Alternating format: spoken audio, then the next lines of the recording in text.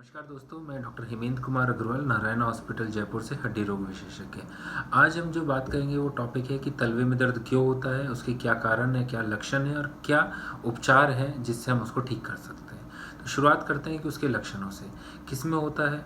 Mainly जो तलवे का दर्द है, मिडिल एज फीमेल 30 से 45 वर्ष की महिलाएं या कुछ पुरुषों को ऐसा दर्द महसूस होता है कि वो सुबह बेड से उतर रहे हैं तो पैर रखा नहीं जा रहा, चलने में तकलीफ हो रही है। वो तकलीफ 10-15-20 मिनट रहती है, फिर अपने कामों में लगने के कारण वो दर्द कम हो जाता है। पर जब भी आराम करते हैं, दिन में सोते हैं या बैठते हैं, फिर खड़े होते हैं तो सेम तकलीफ दोबारा पैदा हो जाती है। ये एक लक्षण है कि अंदर कुछ परेशानी डेवलप हो रही है। हम इसको एक प्लांटर फेशियाइटिस बीमारी होती है उसमें कंसीडर करते हैं और उसको टेक्निकली प्लांटर फेशियाइटिस कहते हैं। क्या होता है, यूजुअली हमारे जो तलवे की हड्डी है कैल्केनियम, उससे एक फेशिया ओरिजिन करता है। वो पैर की पंजे की संरचना को बराबर बनाए रखता है और आगे की उंगलियों तक जाता है। ऐसे लोग जो बहुत देर खड़े रहते हैं, नंगे पैर रहते हैं, कड़क चप्पल कड़क जूते पहनते हैं, फ्लैट्स पहनते हैं, हील्स पहनते हैं, ऐसे लोगों में उस प्लांटर फेशिया की जलन पैदा हो जाती है। जो उसका कैल्केनियल्स पे अटैचमेंट है उस जगह इन्फ्लेमेशन होती है और उस इन्फ्लेमेशन के कारण दर्द होता है। वो दर्द शुरुआती दौर में इस तरह की तकलीफ देता है, जब भी आप सुबह उठते हैं या आराम से उठते हैं तो वो दर्द पैदा करता है, क्योंकि जब भी अपन सो रहे होते हैं तो जब सोते समय प्लांटर फेशिया शॉर्ट लेंथ में रहता है, पर जैसे ही आप खड़े होते हैं वो स्ट्रेच होता है, स्ट्रेच होते हैं उसमें पेन फील होता है।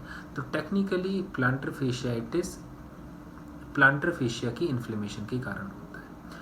अब शुरुआती दौर पे अगर आप इसको नेगलेक्ट करते हैं तो ये दर्द बढ़ता जाता है, पूरे दिन रहता है, आपको चलने में, ज़्यादा चलने में, दौड़ने में तकलीफ पैदा हो जाती है।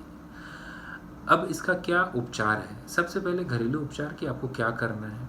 सबसे इम्पॉर्टेंट इसमें है जीवन शैली को चेंज करना। जो भी लोग बहुत देर खड़े रहते हैं उनको इस तरीके से गैप अपना टाइम करना है कि बीच में आराम करना है, गैप लेना है। फ्लैट्स हील्स कम से कम प्रयोग में लाने हैं, नंगे पैर नहीं रहना है, मुलायम जूते, सॉफ्ट चप्पल, सॉफ्ट स्लीपर्स घर में पहननी है और सॉफ्ट स्पोर्ट्स शूज़ या सॉफ्ट मुलायम जूते घर के बाहर पहनने हैं। कुछ लोग सिलिकॉन इंसोल का भी यूज़ कर सकते हैं, सिलिकॉन हील पैड का भी यूज़ कर सकते हैं, जो कि आप जूते में रख सकते हैं या फिर उसको अपने घर की चप्पलों में भी रख सकते हैं। वो एक एडी की हड्डी को आराम देता है और एडी की हड्डी को आराम देने के कारण वो उस प्लांटर फेशिया पे जलन पैदा कम होने देता है। सेकंड अदर फैक्टर है कैसे हम इसे ठीक कर सकते हैं, इसकी थेरेपी करके। थेरेपी में इंपॉर्टेंट है कोल्ड थेरेपी की, बर्फ़ की सिकाई करेंगे। कुछ लोगों को बर्फ़ की सिकाई से आराम आता है, कई लोगों को कंट्रास्ट सिकाई से आता है कि हीट एंड कोल्ड।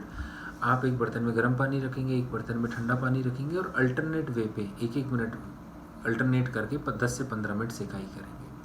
तीसरी चीज़ जो घर पे की जा सकती है कि प्लांटर फेशिया स्ट्रेचिंग। ये सबसे इम्पॉर्टेंट है कि प्लांटर फेशिया जब भी आप सोते हैं तो इस मॉडल से मैं समझाऊंगा कि ये आपकी लेग बोन है और ये पंजा है।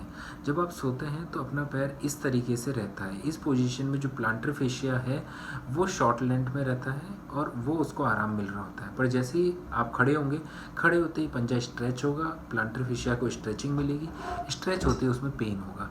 तो आपको क्या करना है, आपको स्ट्रेचिंग खुद ही करनी है। आप बेड से उतर रहे हैं उससे पहले आपको पैर को मोड़ना है, क्रॉस रखना है और पंजे को अपनी तरफ खींचना है। पंजे को आप अपनी तरफ खींचेंगे, टोज से पकड़ेंगे, स्ट्रेच करेंगे मैक्सिमम ऊपर की तरफ, टांग की तरफ, 10 सेकेंड होल्ड करेंगे, देन ढीला छोड़ेंगे। एक ये एक्सरसाइज हो गई। दूसरा हो गया टेंडो एक्लेस, जो पीछे का टेंडन है उसको स्ट्रेच करने के लिए टांग को सीधा करेंगे और फिर पूरे पंजे को अपनी तरफ खींचेंगे। इसमें आप एक टॉवल का प्रयोग भी कर सकते हैं, किसी भी कपड़े की मदद से आप इसे खींच सकते हैं। खींच के रखेंगे, सेम 10 तक गिनेंगे, ढीला छोड़ेंगे।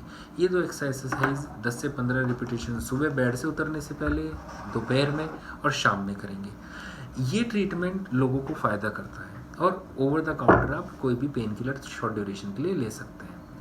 इन सब चीज़ों से भी आपको आराम नहीं आता है तो आप एक डॉक्टर की सलाह हड्डी रोग विशेषज्ञ से मिलेंगे। जो यूजुअली हम लोग इसमें सेकंड कोर्स ये रखते हैं कि अगर इन रेमेडीज से भी पेशेंट ठीक नहीं होता तो कुछ मेडिसिन देते हैं और फिजियोथेरेपी चालू करते हैं। फिजियोथेरेपी में ultrasonic therapy, shock wave therapy के रेगुलर सेशंस होते हैं। उसके बाद पेशेंट्स इससे रिकवर कर जाते हैं। कई पेशेंट जो रेजिस्टेंट होते हैं वो इससे भी ठीक नहीं होते। ऐसे लोगों में हम लोग प्लेटलेट प्लाज्मा PRP के इंजेक्शन यूज़ करते हैं। उसके बहुत अच्छे रिजल्ट्स हैं इस इन्फ्लेमेशन को कम करने के लिए। या फिर हम इसमें लोकली स्टेरॉयड इंजेक्शन लगाते हैं। मेनली पेशेंट्स इन सब चीज़ों से ठीक हो जाते हैं। रेयरली इन सब रेमेडीज़ के बाद, इस सब ट्रीटमेंट के बाद भी पेशेंट ठीक नहीं होते। ऐसे पेशेंट्स में हमें सर्जरी की आवश्यकता पड़ सकती है, पर वो बहुत रेयर है। अगर टाइमली आप इसको इंटरवीन करेंगे, शुरुआती रूप में ही आप इसको ठीक करने की कोशिश करेंगे, तो उस स्टेज तक रेयरली ही किसी को आवश्यकता पड़ती है। तो प्लांटर फेशियाइटिस बीमारी को आप समझें, जानें और उसका घरेलू जीवन शैली में चेंज करके आप इस बीमारी से बचते रहें। Thank you.